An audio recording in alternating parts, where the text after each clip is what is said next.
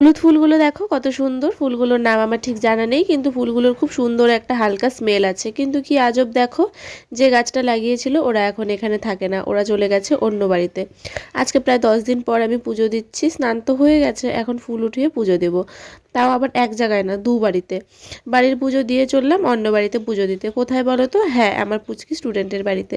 ওদের বাড়িতে কেউ নেই, সবাই মিলে গেছে বিয়ে বাড়ি, তাই ওদের বাড়ির ঠাকুর ঘরের চাবিটা আমার কাছে দিয়ে গেছে। ঠাকুরকে না খেয়ে থাকতে না হয়। আর সত্যি তো, বাড়ি ফাঁকা, যদি সেই বাড়িতে ধূপধুনো না পড়ে তাহলে কেমন লাগে না।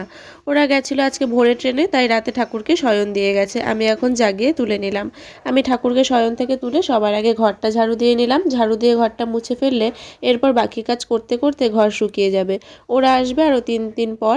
ঘরের পাশাপাশি আর কোনো ঘর নেই, একজন ছিল উনি মারা গেছে, আর তার ছেলেটা বাইরে থাকে। সেই জন্য ভাবছি সন্ধ্যাবেলা কিভাবে আসবো। তোমাদের সাথে গল্প করতে করতে ঠাকুরের বাসনগুলোও ধুয়ে নিলাম।